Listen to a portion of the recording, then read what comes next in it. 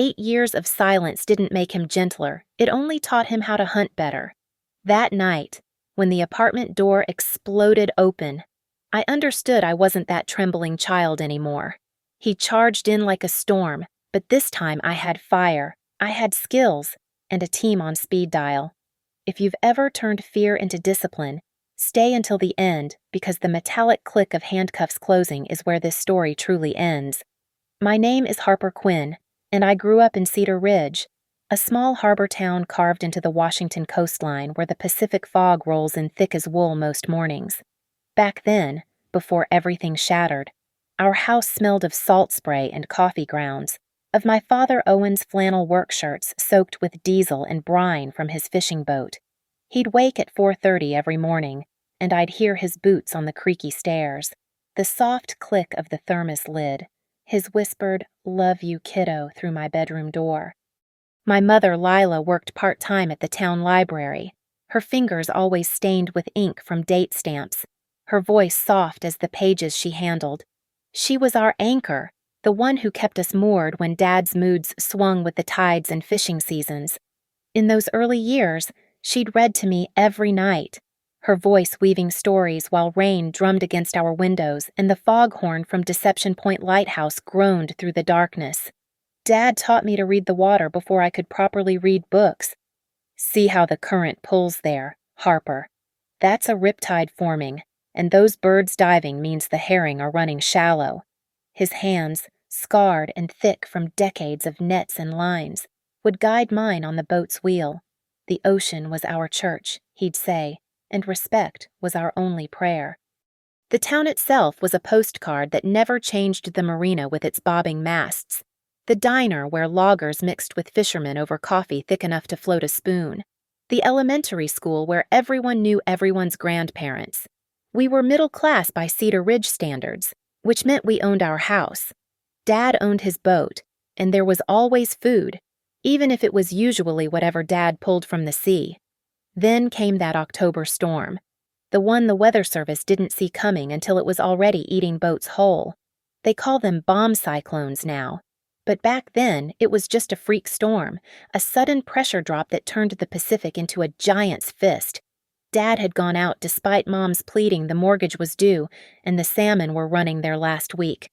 "Just a quick run, Lil. I'll be back before dinner." The Coast Guard knocked at 11:45 that night. I remember because I'd been watching the clock, waiting. Through my bedroom door, I heard the formal words, hollow as drums, "Vessel overturned. Search suspended. Presumed." Mom's keening cry cut through the house like breaking glass.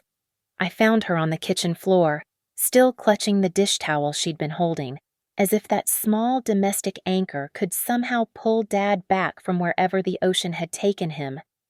After that, our house contracted like a dying star. Mom stopped opening curtains, stopped answering phones. The library called for 2 weeks before they hired someone else. I learned to forge her signature on school forms, to stretch a box of mac and cheese into 3 meals, to wash clothes in the bathtub when the power got cut. The red notices piled up final warning, past due, disconnection imminent.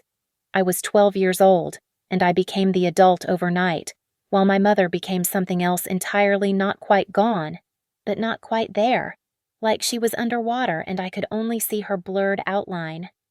The space Dad left wasn't just empty, it was a vacuum that pulled everything toward it. Mom's laughter, my childhood, our savings, our stability, all of it spiraled down into that October storm that never really ended. Darius Cole arrived 6 months later, recommended by our neighbor, Mrs. Patterson, who thought Mom needed a man's help around the place. He owned Cole's Auto and Timber on the outskirts of town, a sprawling lot filled with logging equipment and broken-down trucks. The first time he showed up, he fixed our leaking roof without being asked, just climbed up there with his tools while Mom watched from the doorway, her hands wrapped around a cold cup of coffee. He had a way of filling space. Darius did. 6'3", shoulders that blocked doorways, a voice that didn't need to rise to command attention. He brought groceries without making it seem like charity, fixed the water heater that had been cold for months. replaced the broken window in the kitchen. Mom started showering again, started speaking in complete sentences. I wanted to be grateful. I tried to be grateful. The proposal came 4 months later. No romance, just practicality. Lila needs taking care of, he told me, as if I hadn't been doing exactly that. And you need a father figure. The engagement ring was modest, appropriate. Mom said yes in a whisper, and I saw something die in her eyes even as she forced a smile. The night before the wedding, he gave me a silver necklace. A gift, he said, from your new dad. His fingers were cold as he fastened it around my neck, and he leaned close, his breath hot against my ear. From now on, you'll know your place in this house. The words slithered down my spine like ice water. When I tried to tell Mom, she was already taking her sleeping pills, already checking out. After they married, the house transformed into his territory. New rules appeared like mushrooms after rain doors were to be closed but never locked. Curfew at 8 sharp even in summer. A ledger book where every expense had to be logged and justified. Contributing to the household, he called it. My babysitting money, the $20 Grandma sent for my birthday, even the quarters I found in couch cushions all went into his hands. He had 2 faces, Darius did. In public, he was the savior who'd rescued the tragic widow and her daughter. He'd rest his heavy hand on my shoulder at church, and people would nod approvingly. Lucky girl, they'd say. Good to have stability again. At home, that same hand would slam tables, crush beer cans, point at me like a weapon while he explained why I was stupid, worthless, going nowhere. My grades became a particular source of rage. Writing stories that gonna pay bills. He'd tear up my English essays before I could turn them in. Real work uses hands, not fancy words. When I won a school poetry contest, he made me watch while he burned the certificate in the kitchen sink. No daughter of mine is gonna be some useless dreamer. Mom became his echo, his shadow. When he criticized my clothes too tight, too loose, too much like a boy, too much like a slut she'd nod along. When he decided I couldn't join the school newspaper because it met after curfew, she signed the withdrawal form. When bruises appeared on her arms, she wore long sleeves and said nothing. The ledger became his favorite weapon. Every bite of food, every minute of hot water, every kilowatt of electricity was tracked, measured, held against me. You cost me $347 this month, he'd announce at dinner. How you planning to pay that back?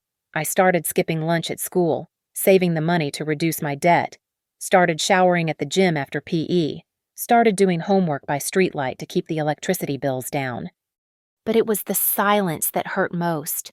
The house became a tomb where laughter was forbidden, where footsteps had to be soft, where even breathing felt too loud.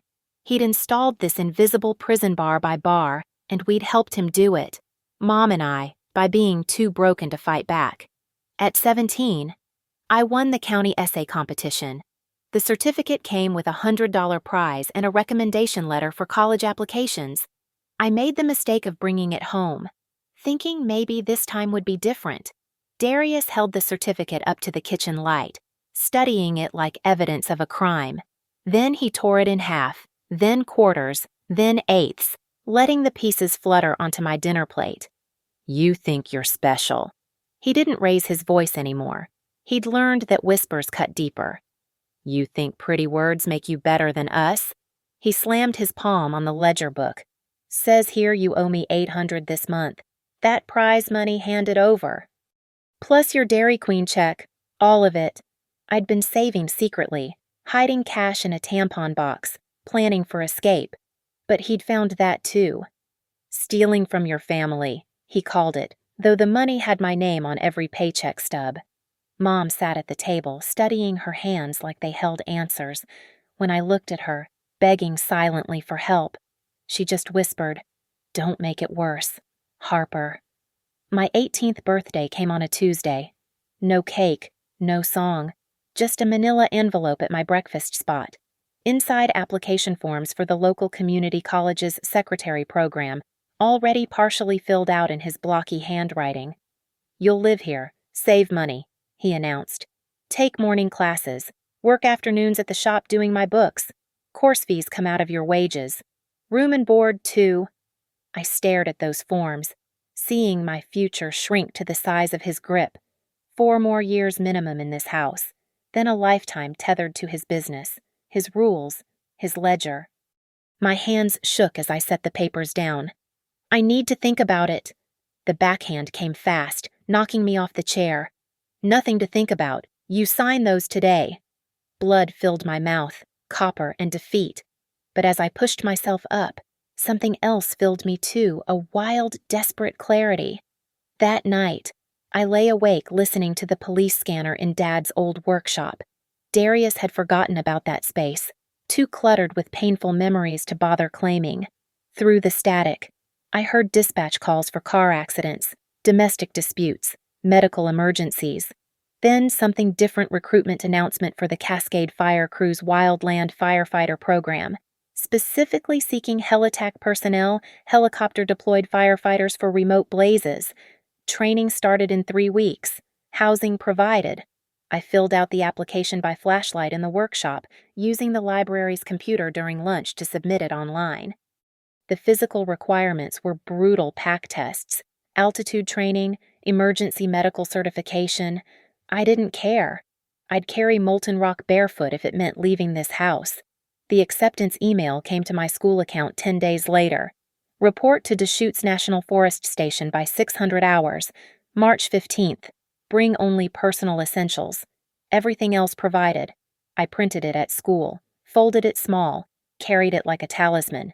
The night before leaving, I needed one signature parental consent for the program's liability waiver, since I was still on their insurance. I waited until Darius passed out after his 6th beer, then approached Mom in their bedroom. She was sitting at her vanity, removing makeup that barely covered the yellow-green bruise along her jaw. Mom, I set the form beside her cosmetics. I need you to sign this. She read it slowly, her finger following each line. I saw her shoulders start to shake. Firefighting Harper. That's my only chance. I knelt beside her chair, taking her cold hands.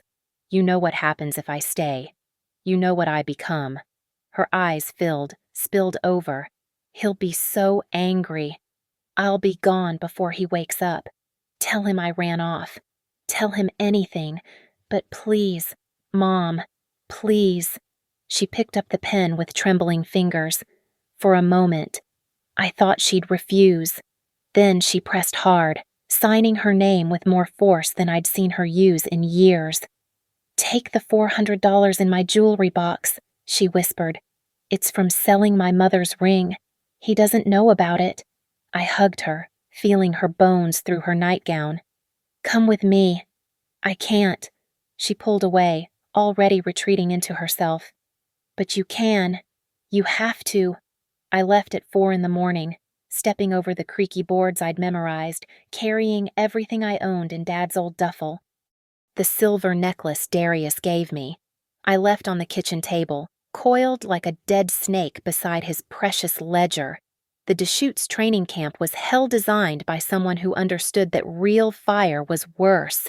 Day 1, 40-pound pack, 3 miles, 45 minutes. Half the recruits didn't finish. I threw up twice but crossed the line at 43 minutes. 12 seconds. The crew boss, Maeve O'Hara, made a note on her clipboard without expression. You're soft, she announced to all of us that first morning. Fire doesn't care about your feelings, your backstory, or your good intentions. It will eat you alive while you're still screaming. My job is to make you harder than fire. Most of you will quit. Good. We only want the ones who can't be broken. The training grounds sprawled across mountain terrain that seemed designed to destroy bodies. We learned to cut fire lines on 60-degree slopes, chainsaws screaming while our legs shook from exhaustion. We practiced deploying emergency shelters in under 30 seconds silver cocoons that might save your life if fire overran your position. We studied weather patterns, fuel types, fire behavior, escape routes, and the names of everyone who died doing this job in the last decade. My body rebelled, then adapted. Blisters became calluses, bruises layered over bruises until my skin forgot what it felt like not to hurt. I learned to sleep standing up during brief rests, to eat while hiking, to piss without breaking stride. The weight that once crushed me became part of me. Luis Reeves, a former Marine from Texas, worked beside me on the SAW team. "You're angry," he observed on day 10, watching me attack a fallen pine. "Good. Angry lasts longer than motivated." Brant Thompson, college dropout from Portland, taught me to read smoke. White meant steam, black meant structures, gray meant forest fuel. Nia Washington, who'd lost her house to wildfire 3 years ago, showed me how to wrap my ankles so they wouldn't buckle on steep terrain. But it was Maeve who transformed me. She stood 5 feet 4 inches but commanded respect like she was 7 feet tall. One night, after I'd collapsed during a night navigation exercise, she found me retching behind a supply truck. "What are you running from?" "Quinn." "I'm not. Everyone here is running from or toward something. The toward people wash out. The from people. If they're running from something bad enough, they make it. So what's chasing you?" I spat bile into the dirt. "Does it matter?" "No. What matters is whether it's scarier than fire." "Is it?" I thought of Darius, his ledger, his hands, the future he'd mapped out for me. "No. Nothing's scarier than going back." She helped me to my feet. "Then you'll make it." Week 3. I sprained my ankle badly on a night descent. The medic wanted to bench me, but the final pack test was in 2 days. Fail that. Go home. I watched Maeve conferring with the other instructors, saw them shaking their heads. She walked over to where I sat, icing my purple ankle. "How bad?" "I can do it." "That's not what I asked." I met her eyes. "Bad, but not as bad as failing." She was silent for 30 seconds. Then, "Luis, Brant, Nia, you're carrying Quinn's gear tomorrow. Distribute it between you." "That's against regulations," another instructor protested. "Fire's against regulations." Maeve shot back. "You think her crew would leave her behind in a real situation? No. We succeed together or burn together. That's the only rule that matters." They carried my weight while I limped through 20 miles of mountain terrain. When I stumbled, Luis steadied me. When I needed to stop, Brant pushed water into my hands. When I cried from pain and frustration, Nia marched beside me singing obscene cadences until I laughed through the tears. We crossed the finish line as a unit. That night, Maeve called me into her office. "Your ankle needs 6 weeks to heal properly. You've got 3 until fire season starts." "I'll be ready." She studied me. "You know what PTSD looks like in firefighters. It's not just from fire.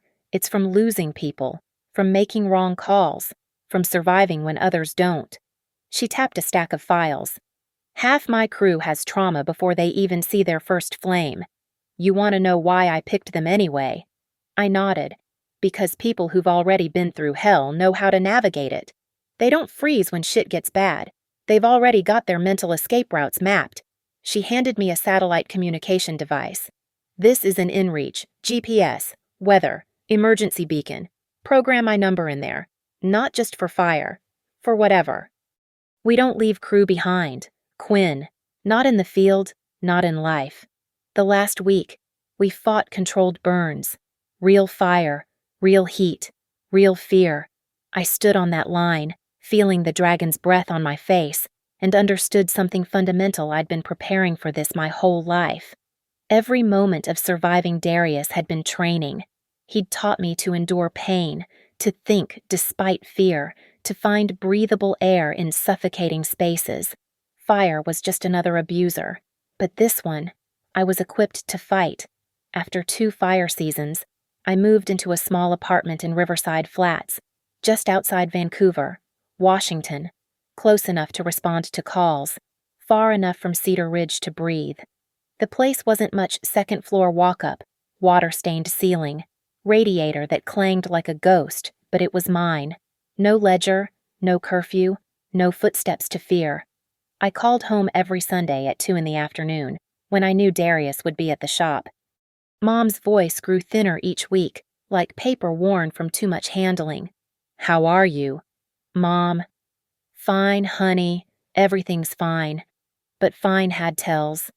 The pause before she answered, the way she'd clear her throat mid-sentence, buying time to choose safe words, how she'd hang up quickly if a door slammed in the background. December brought a Christmas card, a photo of Mom and Darius in front of their tree. She wore a turtleneck despite the warm house, makeup caked thick as spackle, but it was her smile that gave it away, pulled too tight at the corners, not reaching her eyes. I zoomed in on my phone, and there it was, a yellow-green shadow the concealer couldn't quite hide, creeping up from her collar. I drove down unannounced the next weekend, timing it for Saturday morning when Darius would be at the shop. The house felt smaller, darker. Dad's photos were gone from the walls, replaced by Darius's hunting trophies. The kitchen smelled of cigarettes and stale beer. Mom startled when she saw me, her hand flying to her throat. "Harper, you shouldn't be here." "Show me," I said quietly.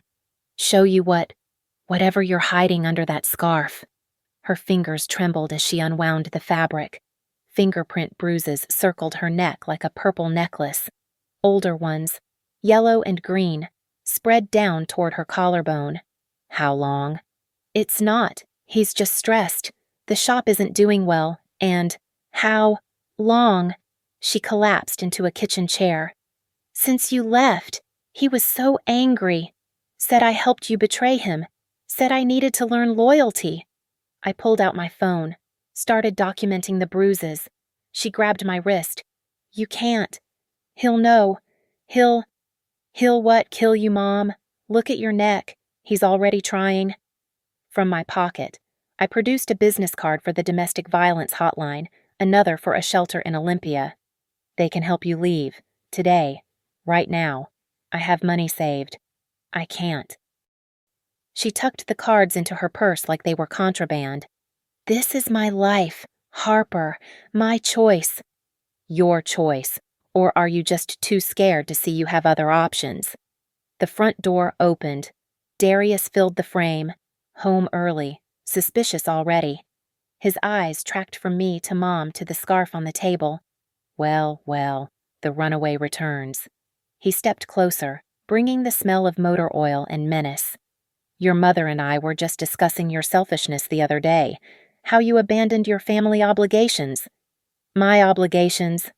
I stood, using my training to center my weight. "You mean your ledger, your control." His face darkened. "You owe me $4,000 in room and board, plus interest." "Sue me." The slap came fast, but I was faster, stepping back so his palm barely grazed my cheek. His eyes widened. I'd never dodged before. "Get out of my house," he snarled. "Gladly." I turned to Mom. "The offer stands. Always." As I reached the door, he grabbed my arm, fingers digging deep. "You think you're safe out there. World's smaller than you think. Girl, I know where you live, where you work. Accidents happen all the time. Fire's dangerous work." I yanked free, meeting his eyes. "Yes, it is. I've learned a lot about dangerous things, how to handle them, how to stop them." I let him see the person fire had forged. "Touch her again, and you'll find out exactly what I learned." He laughed, but it sounded forced. "Threatening me in my own house. Warning you, there's a difference." I left, but the real threat started 2 weeks later.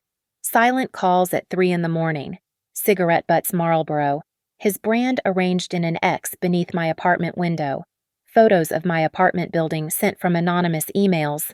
Once, I came home to find my doormat shifted, a boot print in the dust where someone had stood, trying the handle. I installed cameras, changed locks, varied my routes. Told Maeve, who helped me file police reports that went nowhere. No proof, no crime. But I knew what this was: psychological warfare, the kind he'd perfected over years.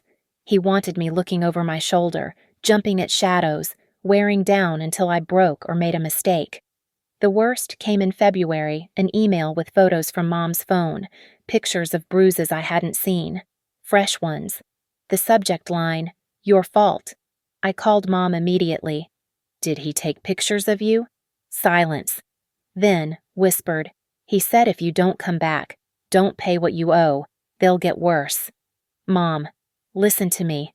Document everything. Hide copies. This is evidence. The line went dead. When I called back, the number was disconnected. That night, I sat with my inReach device, Maeve's number glowing on the screen. We'd fought fires that seemed unstoppable, but they all burned out eventually. Darius was different, a slow burn, the kind that smoldered underground, waiting for wind to reignite. But I was different too, not the scared girl who'd fled at 18.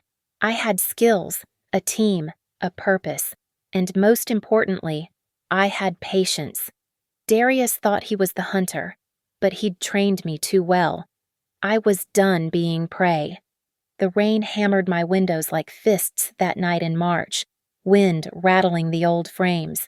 I'd been home from a 3-day deployment, fighting a warehouse fire near Tacoma. My body ached, but my mind stayed sharp, a habit now, that vigilance Darius had forced me to develop. 3 knocks came at 9:45. Polite, measured, wrong. Nobody visited me without calling first. I checked my phone, no messages. Crept to the door, looked through the peephole. Empty hallway. The fisheye lens showed nobody, but shadows moved at the edge of vision. My hand found the inReach device on the hall table, thumb hovering over the preset SOS that would alert Maeve's team and dispatch emergency services with my GPS coordinates. 3 more knocks, harder this time. "Harper!" His voice slithered through the door. "Open up. We need to discuss your mother." My blood turned arctic. I pressed the SOS button, then typed a quick message in our preset emergency chat. "D here. Call 911. The device confirmed transmission. "I know you're there." Darius continued. "Your truck's outside. We can do this civilized or—" The door exploded inward, frame splintering, security chain snapping like thread. He'd kicked it, full force, the kind of violence he'd always threatened but never quite delivered. Until now. He filled my entryway, rain-soaked, eyes bloodshot with rage and whiskey. Behind him in the hallway stood Mom, motionless as a mannequin, her face empty of everything but terror. "You turned her against me," he slurred, advancing. Filled her head with shelter bullshit. She tried to leave. I backed into the living room, muscle memory from training taking over. Distance, options, weapons, the fire extinguisher by the kitchen, the knife block on the counter, my phone on the coffee table. Too far. "Mom," I called past him. She didn't respond, didn't even blink, dissociated completely. "She's learning consequences," Darius said. "Now you will too." He lunged faster than a drunk man should move.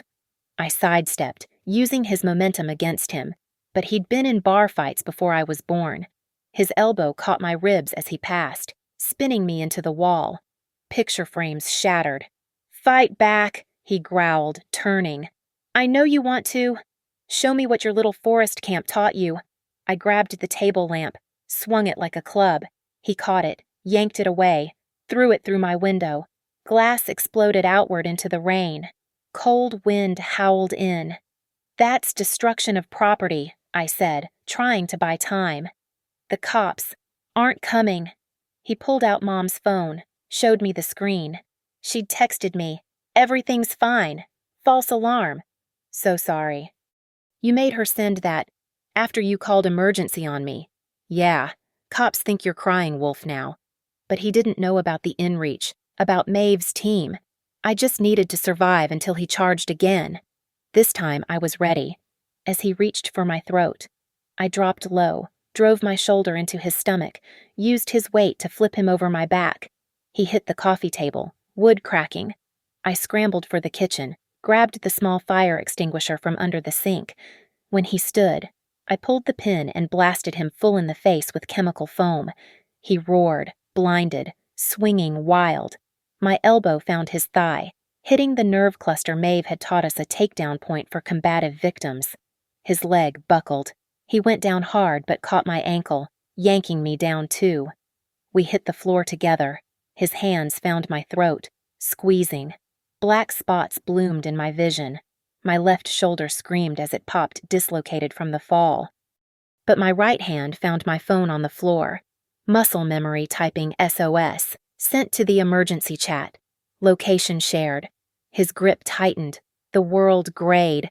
But behind him, through the broken window, I heard it boots. Running. Multiple sets. Not cops, firefighters move different, with purpose and coordination. The door, what was left of it, burst open again. Harper. Maeve's voice. Command mode activated. Darius's grip loosened in surprise. I drove my knee up hard, catching him in the ribs, rolling away as shapes flooded my apartment. Luis grabbed Darius from behind. Brant had zip ties out. We all carried them for emergency equipment securing. No, no, no, Darius thrashed. This is family business. She's my daughter. You can't. We're her family, Maeve said cold as winter rain. And you're done. They had him on his stomach, Luis's knee in his back. When the real cops finally arrived, neighbors had called about the window explosion. But it wasn't uniforms who entered first. It was Detective Mara Patel from Cascade County Sheriff's Office. I'd filed so many reports with her. She knew my address by heart. Ms. Quinn, she said, taking in the scene: the destroyed door, shattered window, Darius zip-tied on my floor, Mom catatonic in the hall. We need medics. Shoulder. I managed, cradling my left arm. Him first, Patel said, nodding to Darius. Darius Cole. You're under arrest for breaking and entering. Assault. Attempted murder. Attempted murder. He sputtered. I never. Patel held up her phone, showing the emergency transcript from dispatch. SOS from this address. Then, D here. Call 911. Then, final message just reads SOS. That, plus the strangulation marks on her throat. She smiled sharp as glass. That's attempted murder in Washington State. The handcuffs clicked closed on his wrists with a sound like justice. He twisted to glare at me, but all I saw was a small, pathetic man who'd mistaken fear for power. This isn't over, he spat. Yes, I said, finding my voice. It is. But I was wrong. This was just the beginning of the end. Detective Patel became my guide through the legal labyrinth that followed. Sitting in the prosecutor's office 3 days later, my arm in a sling, she laid out our strategy like planning a fire containment. Assault's easy to prove, she said, spreading photos across the table: my bruised throat, the destroyed apartment, the medical report. But Darius Cole's been dirty long before he touched you. We just needed probable cause to dig. Prosecutor Ethan Doyle, a former Marine who looked like he'd fought his own battles, studied the files. The domestic violence gives us the opening, but what makes this federal is the interstate stalking, the fraud at his business. Ms. Quinn, we need everything. I handed over 18 months of documentation: the emails, the photos of cigarette butts, the threatening voicemails I'd saved, screenshots of him tracking my location through Mom's phone. But the real treasure came from Mom, who'd finally broken her silence. From her purse, she produced a notebook I'd never seen. 5 years of records in her shaking handwriting, every bruise dated, every threat quoted, every dollar stolen from her accounts. And at the back, folded thin as tissue paper, insurance documents. He's been filing false claims for years, she whispered, charging customers for parts he never installed, then claiming the cars were totaled in accidents. I was supposed to be bookkeeper, but when I questioned the numbers, she touched her throat. Patel's eyes lit up. This is RICO territory. Racketeering. The investigation exploded outward. Within a week, they had warrants for Cole's Auto and Timber. I watched from Patel's unmarked car as they loaded boxes of evidence.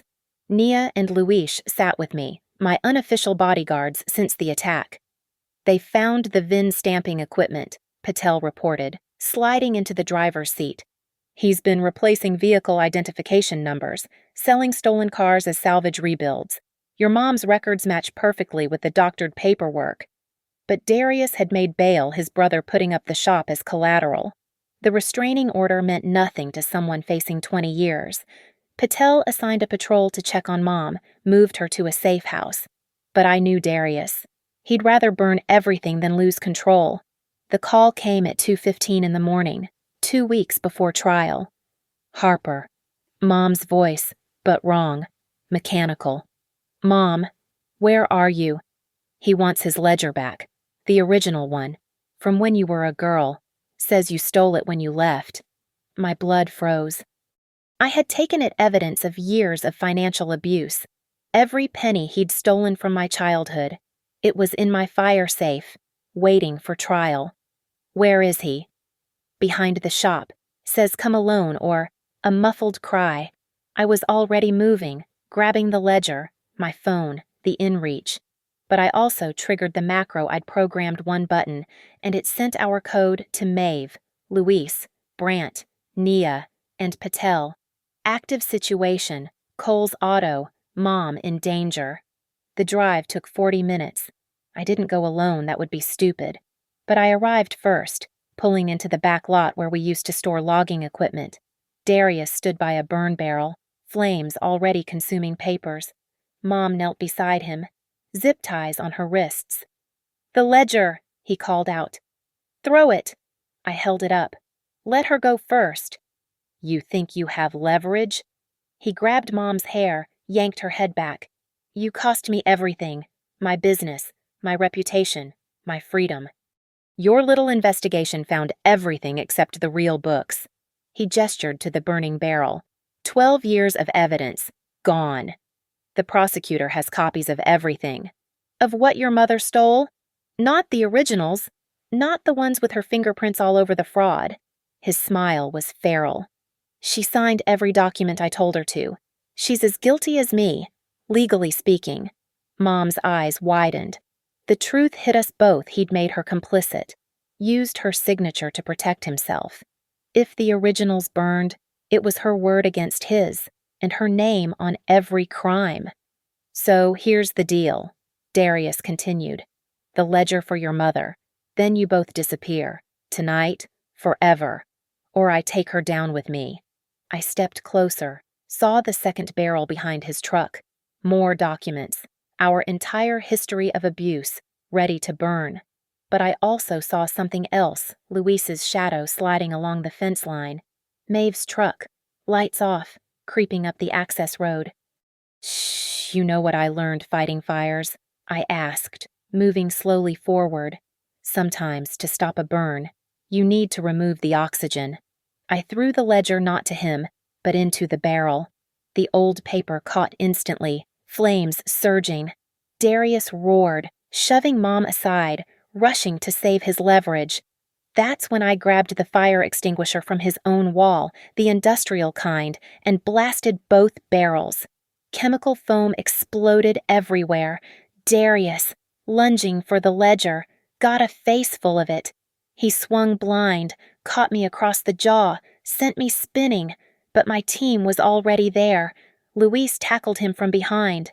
Brandt cut Mom's ties. Maeve had her phone out, recording everything.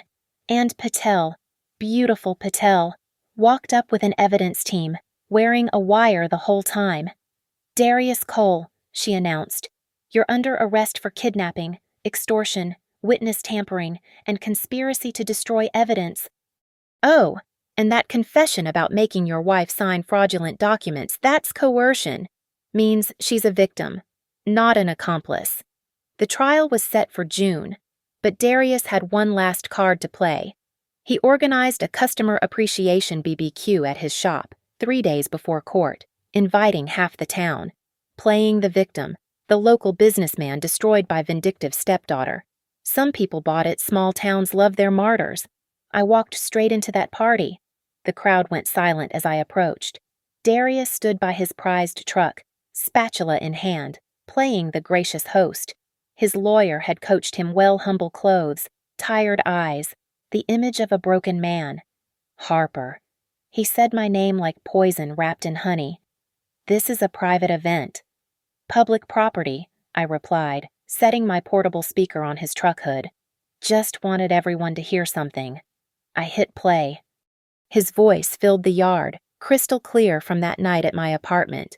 "You think you're safe out there, world's smaller than you think.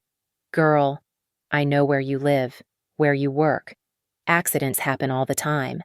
Then another recording. From behind the shop, she signed every document I told her to. She's as guilty as me, legally speaking. And finally, the one Patel had captured on wire. "Your little investigation found everything except the real books. 12 years of evidence. Gone." The crowd shifted, murmured. Darius's face went from red to purple to white. "Those are edited," he sputtered. "Taken out of context. 3 sheriff's vehicles rolled into the lot, not rushed, not dramatic, methodical. Patel stepped out first, followed by Prosecutor Doyle and a federal agent I hadn't met before. "Darius Cole," the federal agent announced, loud enough for everyone to hear. "You're under arrest for interstate fraud, money laundering, racketeering, and 17 counts of insurance fraud. The FBI thanks Ms. Quinn for her extensive documentation." Darius lunged at me. 15 years of rage compressed into that moment. But I was ready. My body moved with muscle memory sidestep, grab the wrist, use his momentum, guide him past. He crashed into his own BBQ grill, hot coals scattering.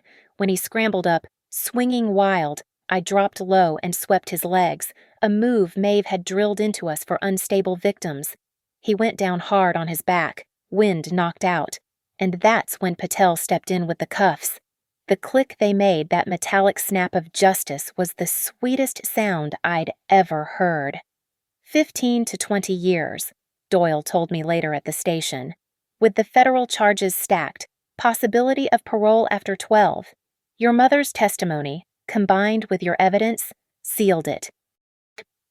Mom stood beside me, finally free, though freedom would take time to feel real. She'd entered therapy, moved to Portland, started working at a library again. Small steps back to herself. "You saved us," she whispered. "No," I said. "We saved ourselves."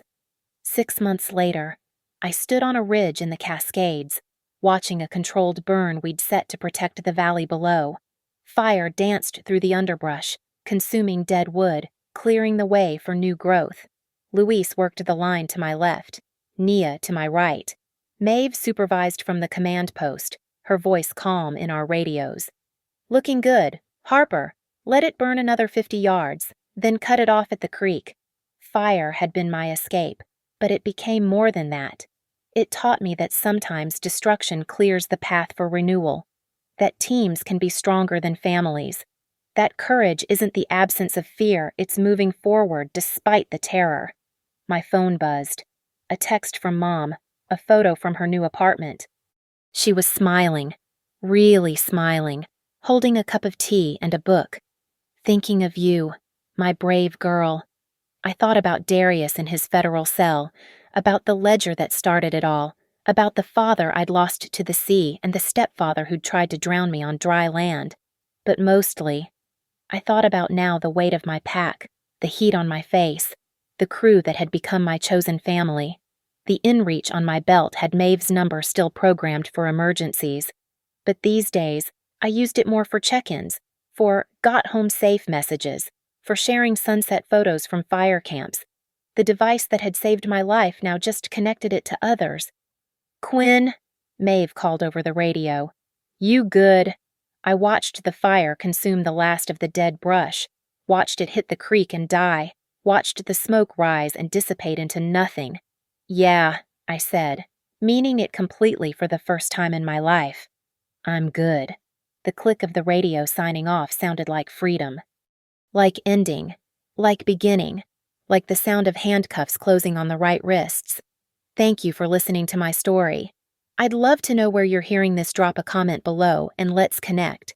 Please subscribe to the channel and share your thoughts on survival, justice, and finding your own fire crew. Your stories matter too.